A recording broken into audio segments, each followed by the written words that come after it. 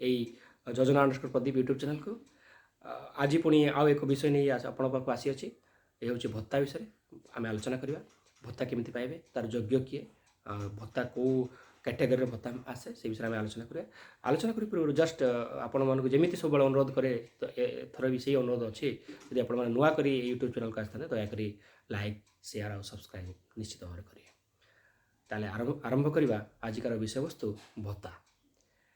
भत्ता पाइबापे दीटा योजना अच्छी गोटे हूँ केंद्र सरकार योजना भारत सरकार योजना आउ एक योजना हूँ राज्य सरकार योजना केंद्र सरकार योजना विषय में आलोचना करवा केंद्र सरकार योजना जो रोचे से आपण बीपीएल कार्ड निहाती दरकार जदि बीपीएल कार्ड अच्छी ताले आपण मैंने केंद्र सरकार योजना लाभवान हो पारे बीपीएल कार्ड जहाँ 1995 मसीहा अगस्ट 15 होता से होनी आगक हम कि नहीं से सरकार जहाँ स्थिर करेंगे किंतु बीपीएल कार्ड जब ना आपण मैंने केंद्रीय भारत सरकार योजना आपण मैंने सामिल हो पारे ना तो बीपीएल कार्ड जो मानकर अच्छी कौन सुविधा जदि आपणकर बयस 60 वर्ष उपर रोचे अप टू 79 वर्ष पर्यंत आपण मैंने जदि बीपीएल कार्ड अच्छी भोटर कार्ड आपणकर बयस अच्छी ताहले आपण मैंने 500 टका लेखाएं वार्धक्य भत्ता पाइपर आउ एटा को जिते आप बयस 80 वर्ष हो 80 वर्ष है आपन को से भत्ता पुणी 700 टका लेखाएं प्रत्येक मास को मिल मासर 15 तारिख दिन में पंचायत ऑफिस रे आपन जाइए आनीपर ये है वार्धक्य भत्ता तापर आउ गोटे भत्ता हूँ विधवा भत्ता विधवा भत्तार जातीय कौन रोचे जातीय सरकार जो विधवा भत्ता रोचे से जदि को महिलांकर महिला माने विधवा होती बयस 40 रु 59 वर्ष होची से बयस भितर से विधवा होती सेमती 500 टका लेखाएं मिल सामिल कर बीपीएल कार्डटा निहाती दरकार बीपीएल कार्ड ना तो हेनी प्रथम आपको कही 500 टका लेखाएं आउ जिते 80 वर्ष उपर हम पुणी से 700 टका हम सेमती भिन्नक्षम भी से बीपीएल कार्ड दरकार आउ गोटे कंडीशन कौन बयस 18 वर्ष हो मिनिमम आउ गोटे मेडिकल सर्टिफिकेट दरकार जोटा कि 80% विकलांग 80% विकलांग से सर्टिफिकेट मेंशन थी से भी सामिल कर पारे ये हूँ विकलांग आउ गोटे ता बाद रे आउ गोटे नेशनल फैमिली बेनिफिट स्कीम जोटा कि परिवार मंगल योजना से भी सामिल करा पारे गोटे परिवार को जदि से परिवार जड़े जी माने इनकम करुवे से लोक जदि हेड ऑफ द डिपार्टमेंट जी मुख्य परिवार मुख्य जदि अचानक 18 वर्ष पर जदि मृत्यु है परिवार बोझ रही बयस 18 वर्ष उपर किसी परिवार बोझ रही एककालीन गोटे सी बीपीएल कार्ड धरी थे गोटे एककालीन 20,000 टंकार राशि देवाई व्यवस्था रही परिवार को यह हूँ जातीय योजना विषय मुझे जनइली तापर रहा राज्य सरकार कौन रही आम से विषय में आलोचना करिया राज्य सरकार विषय रही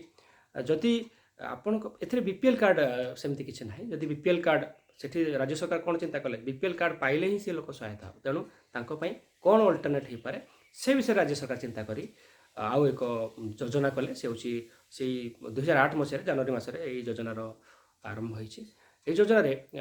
आपण मैंने भी लाभवान हो पारते जदि आपण बयस 60 वर्ष उपर अच्छी आउ इनकम सर्टिफिकेट गोटे आरआई पाखर तहसीलदार पाखर इनकम सर्टिफिकेट गोटे आप आणवे जे आप दारिद्र्य सीमा रेखा तले माने वार्षिक 40,000 टंका आपंकर इनकम थी ताहले से सर्टिफिकेशन आनिला परे आपण माने एलिजिबल हो पारती दैट इज जदि से जगह भी खाली थी सहीटा आपण आणिले से वार्धक्य भत्ता सेम कंडीशन 60 वर्ष रु 79 वर्ष पर्यंत 500 टंका 79 वर्ष उपर हेले 80 वर्ष उपर हेले आपण माने 700 टका लेखाएं पाइबे एथिरे विधवा भत्ता टिके डिफरेंट अच्छे विधवा भत्ता से जातीय थिला 40 वर्ष एथिरे अच्छी कौन जो माँ मैंने विधवा होती 18 वर्ष उपर मध्य एथिरे सामिल करा जाय पारे सेमिति अप टू 79 पर्यंत से 500 टका लेखाएं आ 80 पर से 700 टका लेखाएं हेबो आउ गोटे कौन भिन्नक्षम से 18 वर्ष मिनिमम एठी कि 5 वर्ष आरंभ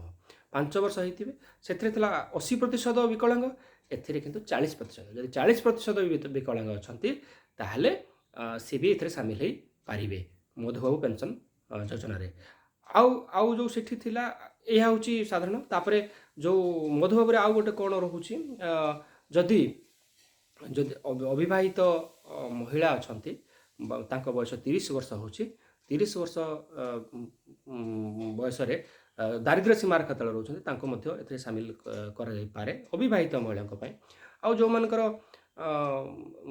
ଏଡ୍ସ ଦ୍ୱାରା ଯଦି କିଛି ତାଙ୍କ ମାନେ ଯିଏ ଇଏ ଏକ୍ସପାର୍ଟ କରିଗଲେ ତାଙ୍କର ଯେଉଁ ଯିଏ ରୋଜଗାର କରୁଥିବେ ମହିଳା ବା ପୁରୁଷ ଯଦି ରୋଜଗାର କରୁଥିବେ ସେହି ପରିବାରରେ ତାଙ୍କୁ ମଧ୍ୟ ଏଥିରେ ସାମିଲ କରିବାର ବ୍ୟବସ୍ଥା ରହୁଛି। ତାଙ୍କ ଧରନ୍ତୁ ହଜବେଣ୍ଡ ମରିଗଲେ ଏଡ୍ସରେ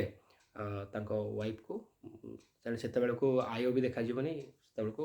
ତାଙ୍କୁ ଦିଆଯାଏ। ଆଉ ଯଦି କୁଷ୍ଠରୋଗରେ ବି ଡକ୍ଟରଙ୍କ ସାର୍ଟିଫିକେଟ୍ ଦ୍ୱାରା ଲେଖାଯିବ କି ସିଏ ଗୋଟେ ସାଧାରଣ ମଣିଷ ଭଳି କାମ କରିବା ପାଇଁ ଅକ୍ଷମ, ସେମାନଙ୍କୁ ବି ଏହି ସାମିଲରେ ଏହି ଯୋଜନାରେ ଅନ୍ତର୍ଭୁକ୍ତ କରାଯାଇପାରେ। ଏମିତି ଆହୁରି ବହୁତ କିଛି ରହିଛି, ଯଦି ଆପଣମାନେ କହିବେ ତାହେଲେ ଆପଣମାନେ ଅନୁରୋଧ ଯଦି ଆପଣମାନେ ଆସେ ଆପଣ କମେଣ୍ଟ ବକ୍ସରେ ଯଦି ମୋତେ ଜଣାନ୍ତି ତାହେଲେ ଆଉ କ'ଣ କ'ଣ ରହିଛି ମଧୁବାବୁ ବିଷୟରେ ଆମେ ଆହୁରି ଡିଟେଲ୍ସରେ କଥା ହେବା। ସେଥିରେ ଆପଣ କମେଣ୍ଟ ବକ୍ସରେ ଆପଣ ଆମକୁ ଜଣାଇଲେ ପୁଣି ସେ ବିଷୟରେ ଆମେ ପୁଣି କ'ଣ ଆଉ ଅଧିକା ହେଇପାରିବ ସେ ବିଷୟରେ କଥା ହେବା। ତ ଏବେ ପୁଣି ଆଲୋଚନା କରିବା ମଧୁବାବୁ ପେନ୍ସନ୍ ଯୋଜନା ବା ଯେଉଁ NSAP ନ୍ୟାସନାଲ୍ ସୋସିଆଲ୍ ଆସିଷ୍ଟାନ୍ସ ପ୍ରୋଗ୍ରାମରେ ଆପଣମାନେ କେମିତି ଆପ୍ଲାଏ କରିବେ, କ'ଣ କ'ଣ ଡକୁମେଣ୍ଟ ଦରକାର। ଏହା ଆବେଦନ କରିବା ପାଇଁ ଆପଣ ଆଗେ କ'ଣ ହେଉଥିଲା BSS block social security officer ତାଙ୍କ ପାଖକୁ ଯାଉଥିଲେ, ସେଥିରେ ଆପଣ 3ଟା ଫଟୋ ଆଉ ବୟସଗତ ସାର୍ଟିଫିକେଟ୍ ଆପଣଙ୍କୁ ଦେବା ପାଇଁ ପଡ଼ୁଥିଲା। ତାପରେ ଯଦି ଆପଣ ଡିଜେବିଲିଟି ପାଇଁ ଦେଉଛନ୍ତି ବା ଭିନ୍ନକ୍ଷମ ପାଇଁ ଦେଉଛନ୍ତି ମେଡ଼ିକାଲ ସାର୍ଟିଫିକେଟ୍ ସେଇଟା ବି ଏବେ ବି ଦରକାର ଅଛି, ଏବେ ବି ଆପଣମାନଙ୍କର ସେଇଟା ଡକୁମେଣ୍ଟ ଦରକାର ହେବ। ଯଦି ଆପଣମାନେ ଆପ୍ଲାଏ କରିବା ପାଇଁ ଚାହାନ୍ତି ତାହେଲେ ଆଧାର କାର୍ଡ଼, ଭୋଟର କାର୍ଡ଼ ଆଉ ଆଙ୍ଗୁଳି ଟିପ ବା ସିଗ୍ନେଚର ଏଗୁଡ଼ା ସବୁ ଆପଣମାନଙ୍କର ଦରକାର ଅଛି। ଏଟାକୁ ଏବେ ଅନଲାଇନ୍ରେ ଆପଣ ଲଗ୍ଇନ୍ କରିପାରିବେ। ଅନଲାଇନ୍ରେ ଲଗ୍ଇନ୍ କରିବେ, ଲଗ୍ଇନ୍ କରିବା ପାଇଁ ଆପଣମାନେ ଯିବେ ସାଇଟ୍ ssepd.gov.inରେ, ସେଥିରେ ଆପଣମାନେ ଯାଇକି ଅନଲାଇନ୍ରେ ଆପ୍ଲାଏ କରିବେ। ଯଦି ନିଜେ କରିପାରୁଛନ୍ତି ଭଲ କଥା, ମୋବାଇଲ ବି ହେଇପାରିବ। ଯଦି ନ ହେଇପାରୁଛି ଆପଣ ନିକଟସ୍ଥ ଜନସେବା କେନ୍ଦ୍ରରେ ଯାଇ ଆପଣଙ୍କ ଡକୁମେଣ୍ଟ ଦେଇ ସେଥିରେ ଆପଣଙ୍କ ବିଭିନ୍ନ ଯାହା ଡକୁମେଣ୍ଟ ଦରକାର, ଧରନ୍ତୁ ଆପଣ ବାର୍ଦ୍ଧକ୍ୟ ଭତ୍ତା ପାଇଁ ଆପଣମାନେ ଆପ୍ଲାଏ କରିବା ପାଇଁ ଚାହୁଁଛନ୍ତି ତାହେଲେ ଆପଣଙ୍କୁ କ'ଣ ଦରକାର, ଯଦି BPL କାର୍ଡ଼ ଥିବ NSAP ପାଇଁ, ଆଉ ଯଦି BPL କାର୍ଡ଼ ନଥାଏ ତାହେଲେ ଆପଣଙ୍କର ଆୟ ଇନକମ୍ ସାର୍ଟିଫିକେଟ୍ ଗୋଟେ RIଙ୍କ ଦ୍ୱାରା ବା ତହସିଲଙ୍କ ଦ୍ୱାରା ଆପ୍ରୁଭାଲ୍ ହେଇଥିବ,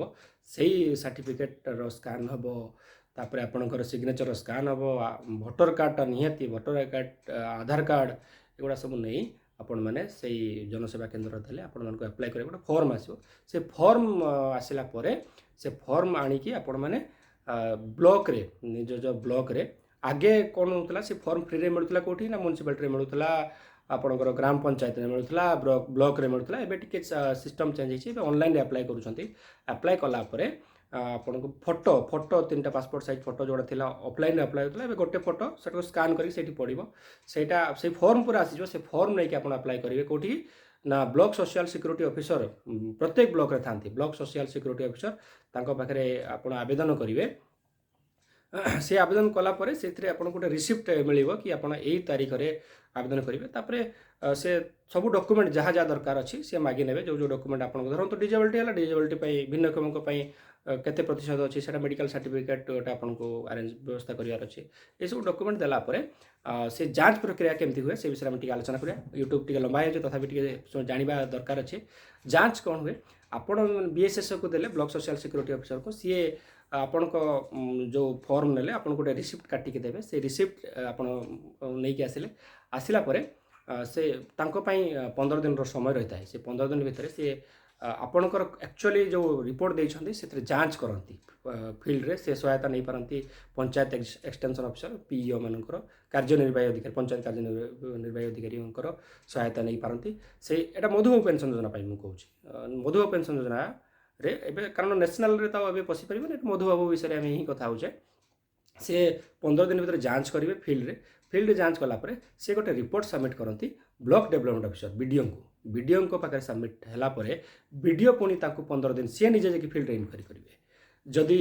ତାର ସତ୍ୟାସତ୍ୟ ଦେଖିଲେ ତାପରେ ପୁଣି ସେ ସୁପାରିଶ କରନ୍ତି କାହାକୁ ନା ସବ୍ କଲେକ୍ଟର, ଉପଜିଲ୍ଲାପାଳ ପାଖକୁ। ଉପଜିଲ୍ଲାପାଳ ପୁଣି ତାକୁ ପୁଣି 15 ଦିନ ରଖନ୍ତି, ମାନେ 15 30 ଦିନ, ଇଏ 15 ଦିନ, 1.5 ମାସ ହେଇଗଲା। ସିଏ ବି ଯାଞ୍ଚ କରନ୍ତି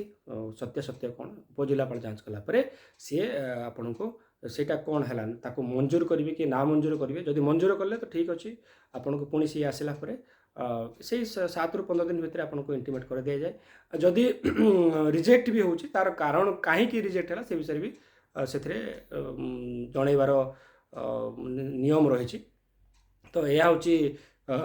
ଭତ୍ତା ଯୋଜନାର ପ୍ରୋସେସ୍। ତାପରେ ଆମେ କେମିତି ଭତ୍ତା ଆପ୍ଲାଏ କରିବା ସେ ବିଷୟରେ ଆମେ ପରବର୍ତ୍ତୀ ଏପିସୋଡ଼ରେ ଆମେ ଆଲୋଚନା କରିବା। ଆଉ ଆଜିକାର ଯେଉଁ ଏପିସୋଡ଼ ବିଷୟରେ ଆପଣଙ୍କୁ ଯଦି କିଛି ଆଉ ଜାଣିବା ପାଇଁ ଇଚ୍ଛା ଥାଏ ଆପଣମାନେ କମେଣ୍ଟ ବକ୍ସରେ ଜଣାଇଲେ ଆମେ ପୁଣି ଆଉ ଏକ ଏପିସୋଡ଼ ନେଇ ଆସିବା। ଆହୁରି ଯଦି କିଛି ଆପଣଙ୍କୁ ଡାଉଟ୍ ଥାଏ ଆମେ କ୍ଲିଅର୍ କରିବା ପାଇଁ ଚେଷ୍ଟା କରିବା। ଆଉ ଏତିକି କହି ଆଜିକାର ଯେଉଁ ବିଷୟବସ୍ତୁକୁ ଏଇଠି ରଖୁଛି। ଯଦି ଆପଣଙ୍କୁ ଆଉ କିଛି ଜାଣିବା ପାଇଁ ଇଚ୍ଛା ଥାଏ ଦୟାକରି କମେଣ୍ଟ ବକ୍ସରେ ଆମକୁ କମେଣ୍ଟ କରି ଜଣାନ୍ତୁ।